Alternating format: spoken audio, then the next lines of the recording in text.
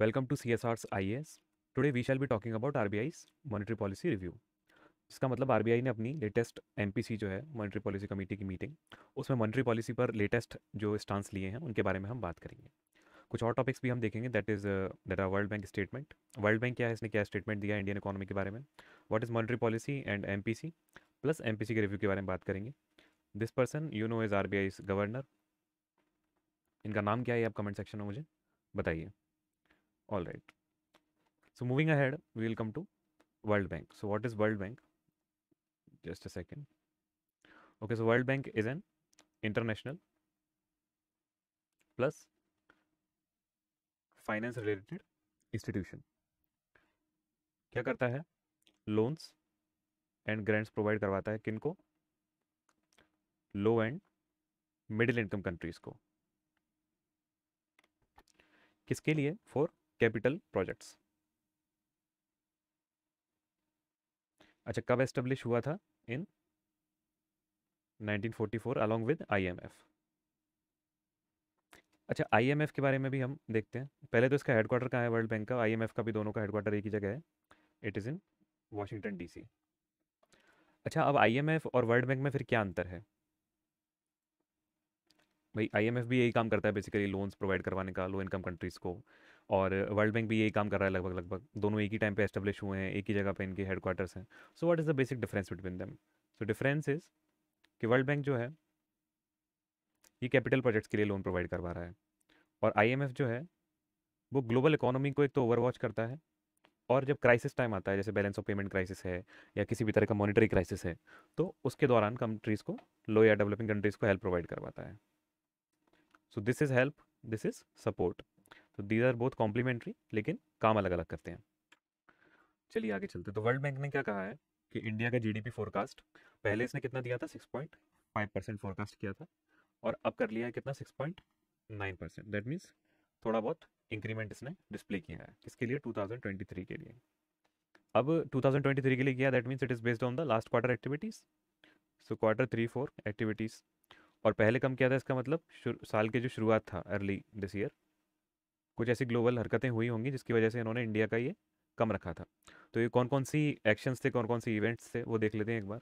अच्छा, पहले ये भी देख लेते हैं कि ये बढ़ाया क्यों है, 6.5 से 6.9 क्यों किया है। Just a second. 6.5 से 6.9 क्यों किया है? It is because they are saying that Indian economy is resilient to such events. अब ये कौन कौन से इवेंट्स थे? एक तो यूक्रेन वॉर था, दूसरा ग्लोबल इन्फ्लेशन जिसके बारे में काफ़ी दिनों से हम बात कर ही रहे हैं, प्लस ग्लोबल इन्फ्लेशन के कारण द राइजिंग या फिर rising interest rates, global interest rates.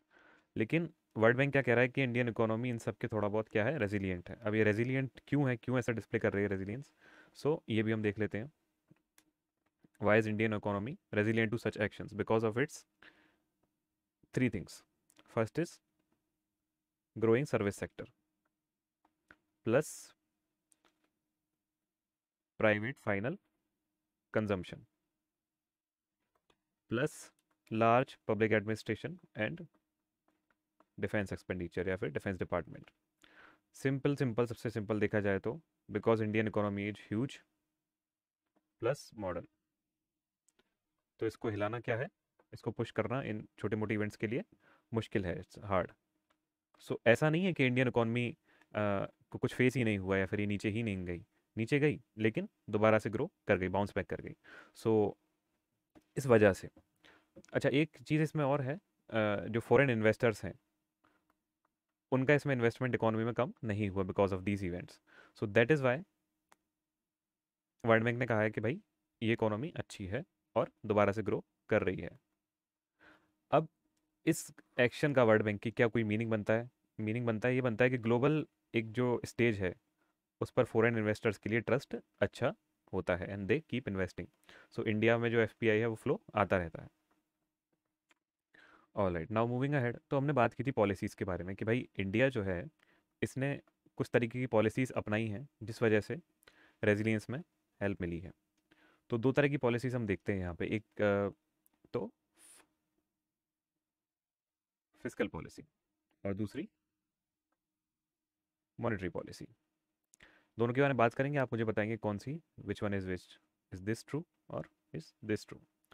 So one of this is set by government, change in government spending and tax rate, that means revenue expenditure and revenue earning जो है. And set by the government, एक तो पूरी government के द्वारा operate हो रही है, किसके थ्रू, टैक्स रेट द्वारा और कैपिटल एक्सपेंडिचर या फिर जो भी रेवेन्यू एक्सपेंडिचर है. इसका कोई टारगेट नहीं है, अपने आप जैसे इकोनॉमी चलती है उसी तरह गवर्नमेंट इसको सेट करती है. एंड साइड इफेक्ट इसका किस पे पड़ता है, गवर्नमेंट बजट एंड बोरोइंग्स पे. दूसरा क्या है, स्ट्रॉन्ग पॉलिटिकल डायमेंशन, डिपेंड करता है कि भाई गवर्नमेंट कौन सी है, उनकी क्या पॉलिसी है. तो it is completely government operated, इसमें आरबीआई का कोई लेना देना नहीं है. दूसरा, ये पॉलिसी जो है इसमें चेंज इन इंटरेस्ट रेट्स मतलब between the bank and consumer and between the central bank and these banks, private and public banks. It is set by central bank that means RBI targets inflation. Inflation मतलब ये market में money supply को control करके inflation को target करती है कि inflation एक सर्टेन रेंज के अंदर रहे. ऐसा नहीं है कि ज़ीरो ही पहुंच जाए, ऐसा भी नहीं है कि बहुत हाई इसको हो जाने दें. इसकी एक रेंज रहती है, उसमें टारगेट करती है. और इसका साइड इफेक्ट किस पे पड़ता है, on exchange rate and housing market. तो on exchange rate and housing market, sorry, and mostly independent from political processes, मतलब एक अपना अलग वर्क करती है. अब ये वर्क कैसे करती है, via MPC meetings, monetary policy committee meetings. तो यहाँ पे हमको स्पष्ट रूप से दिख रहा है कि मॉनेटरी पॉलिसी कौन सी वाली है, this one, the right side one, है ना. सो इसी मॉनेटरी पॉलिसी के बारे में हम आगे बातचीत करेंगे, खास करके about this RBI, this inflation targeting and this effect. So let's move ahead. So monetary policy किसके द्वारा चलाई जा रही है भाई, आरबीआई के द्वारा. और किन तरह से, किन मेथड से, दो तरह की मेथड्स हैं. एक तो क्वालिटेटिव, मनी सप्लाई को कंट्रोल करने की, दैट इज ये मेथड्स हैं, आप वीडियो पॉज करके इनको पढ़ लेना. एंड क्वांटिटेटिव, ये वाले इंपॉर्टेंट है. तो इसमें क्या है, एक तो बैंक रेट हो गई, बैंक रेट मतलब repo rate plus reverse repo rate. Open market operation है, जैसे कि बॉन्ड्स हैं, सिक्योरिटीज हैं, जी सेक्स हैं, सीआरआर है, कैश रिजर्व रेशो है, ये बैंक्स और आरबीआई के बीच में है. ये सारे बैंक्स और आरबीआई के बीच में है, एसएलआर है, एलएएफ है, एमएसएफ है. तो इनको आरबीआई क्या करता है, अल्टर करता रहता है डिपेंडिंग अपॉन वो मनी सप्लाई को किस तरह से कंट्रोल करना चाहता है मार्केट में. Moving ahead, repo and reverse repo, that means repurchase option या रिपर्चेज एग्रीमेंट. इनके बारे में बात करते हैं क्या चीज़ें हैं. तो आरबीआई, बैंक्स, कंज्यूमर और स्पेंडिंग प्लेसेस, इनके बीच में आपस में फंड्स मूव करते रहते हैं बोथ वेज. ये लोग पैसा बैंक में डिपॉजिट भी कराते हैं, विड्रॉ भी करते हैं. आरबीआई पैसा बैंक में देती भी है और इनसे लेती भी है, या फिर बैंक्स अपने आप पैसा आरबीआई में डिपॉजिट कराते हैं when they have access of funds. तो आरबीआई इस चीज़ को कंट्रोल कैसे करती है कि मार्केट में कितनी फंड फाइनली रहेंगे. ये कंट्रोल करती है रेपो एंड रिवर्स रेपो से. किस तरह से, जब आरबीआई बैंक्स को देती है फंड्स तो इनसे चार्ज करती है एक इंटरेस्ट, और जिस रेट पर ये इंटरेस्ट चार्ज करती है इसी रेट को क्या बोलते हैं, रेपो रेट. और जब बैंक्स के पास एक्सेस फंड्स हैं तो वो अपने फंड्स देते हैं आरबीआई को, और उनको इस डिपोजिशन पर जो रेट मिलती है that is called reverse repo rate. Now obviously repo rate should be higher than the reverse repo rate, otherwise banks क्या करेंगे, इससे ही पैसे लेकर इसको ही डिपॉजिट करा देंगे.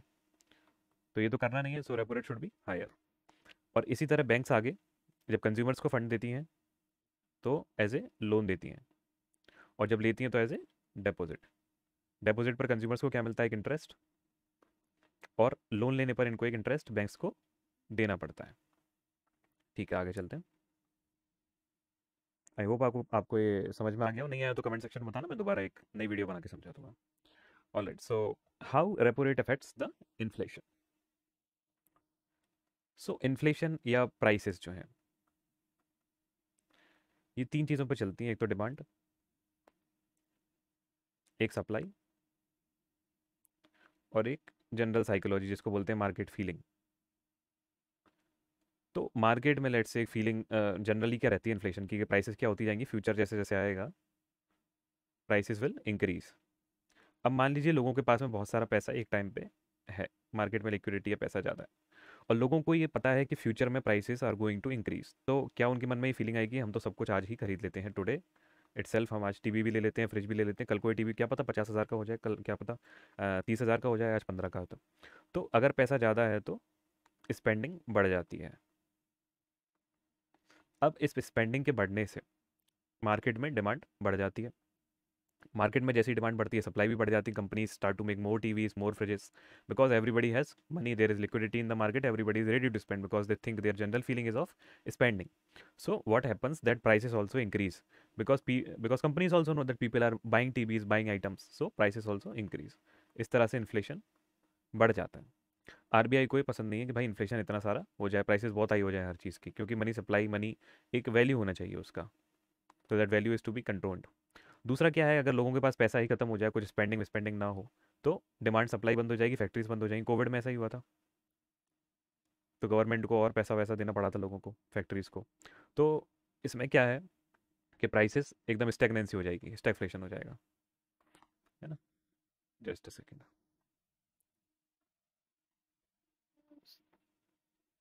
Okay. So how repo rate affects the inflation. अब नाउ हमने सिंपल सा कंसेप्ट सीखा कि अगर लिक्विडिटी ज़्यादा है मार्केट में, पैसा ज़्यादा है, तो इन्फ्लेशन भी ज़्यादा है. अब इन्फ्लेशन को करना है कम, तो लिक्विडिटी को भी करना पड़ेगा कम. अब आरबीआई क्या करती है, आरबीआई को फंड्स, दैट मीन्स लिक्विडिटी कम करनी है, तो बैंक्स के थ्रू कंज्यूमर से पैसा लेना पड़ेगा. So it will make the deposits more attractive and loans, कोई क्या करेगी, discourage, less attractive. That means loan की इंटरेस्ट रेट बढ़ जाएगी, और डेपोजिट्स पे मिलने वाली इंटरेस्ट रेट इंक्रीज हो जाएगी, अच्छे इंटरेस्ट मिलेंगे आपको अगर आप पैसा जमा कराते हो. और बैंक्स के पास जब फंड्स होंगे, तो बैंक्स क्या करेगी, अपने पैसे आरबीआई को देंगे, for reverse repo rate increment हो जाएगी. और आरबीआई जो है वो बैंक से क्या करेंगे, फंड्स लेंगे, मतलब इस इंटरेस्ट रेट को भी बढ़ा देंगे. ये इंटरेस्ट रेट हमने देखा था रेपो रेट है. एक हमने ये भी सीखा था कि रेपो रेट जो है it is always higher than reverse repo rate, तो ये बढ़ेगी तो ऑटोमेटिकली ये भी बढ़ेगी. So RBI will pull the funds from the market to decrease the inflation or ultimately the liquidity from the market. So it generally increases repo rate when it has to do so. और अगर उल्टा करना है, let's say market में इसको क्या करना है कि एक्सपेंडिचर बढ़ाना है, स्पेंडिंग लोगों की बढ़ानी है, this it has to produce more liquidity in the market, तो रेपो रेट को कर देगी कम. तो अभी इन्फ्लेशन जा रहा है हाई, तो गवर्नमेंट ने क्या किया होगा, रेपो रेट को हाई किया होगा. तो इसी को हम देखते हैं आगे. Now coming to MPC. तो ये सब कैसे होता है भाई, ये होता है एमपीसी के थ्रू, है ना. अब एमपीसी के बारे में हम थोड़ा सा जान लेते हैं. सो सबसे पहले तो MPC is monetary policy committee. तीन शब्द तो यहीं आ गए. एक तो मॉनेटरी पॉलिसी से ये संबंध रखती है, पॉलिसी मेकिंग इसका काम है, और तीसरा क्या है, ये कमेटी है. तो कमेटी है तो किस एक्ट के थ्रू बनी है, आरबीआई एक्ट 1934, ये तो इसका हो गया बेस एक्ट, और इसको अमेंड किया गया 2016 में. किस लिए, एमपीसी के फॉर्मेशन के लिए. तो ये बेसिकली कब बनी, 2016 में. नाउ कंस्टिट्यूटेड बाय, ये इंपॉर्टेंट क्वेश्चन है, just a second. So constituted by central government. ध्यान रखेंगे MPC is not constituted by RBI, है ना. ओके. और ये किस एक्ट के थ्रू है कॉन्स्टिट्यूशन इसका, 45Z B, not important.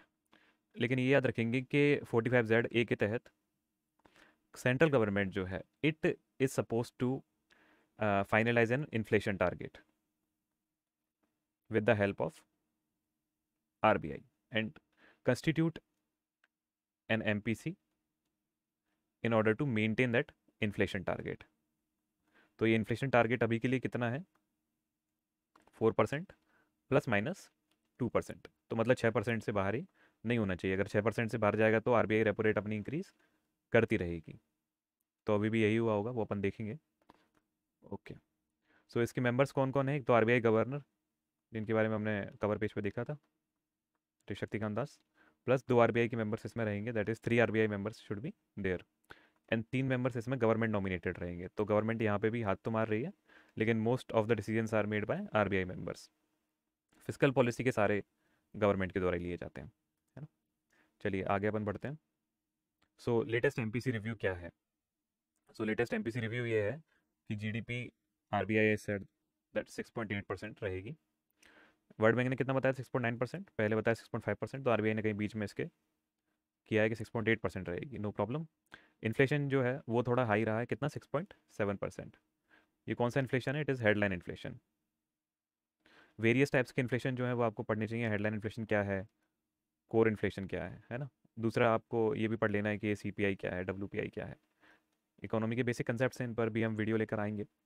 Okay, तो रेपो रेट क्या है? जैसा कि हमने बात किया, तो रेपो रेट इंक्रीज की हुई। तो कितना इंक्रीज किया है? By 35 basis points. What are these basis points? Simple समझिए, 100 बेसिस पॉइंट से कोई चीज़ इंक्रीज होती है जब, दैट मीन्स 1% इंक्रीमेंट। तो 35 बेसिस पॉइंट से इंक्रीज हुई है, that means 0.35% increment repo rate में हुआ है। कोई बड़ा उछाल नहीं है ना। तो जैसा चल रहा है वैसा चलने दो टाइप्स का है। थोड़ा बहुत इंक्रीमेंट हुआ है तो थोड़ी बहुत हो सकता है लिक्विडिटी कम हो, बाकी इतनी कोई होगी नहीं, because GDP is also growing, demand and supply are also growing, and inflation is also there. तो सिंपल सिंपल सी बात है, जैसा चल रहा है वैसा चलने दो टाइप्स पे है। बाकी it will be seen in future what happens to the economy, just like every time. So thanks and have a good day. आप हमारे यूट्यूब और टेलीग्राम को यहाँ से सब्सक्राइब कर सकते हैं, दैट इज CSR's IAS।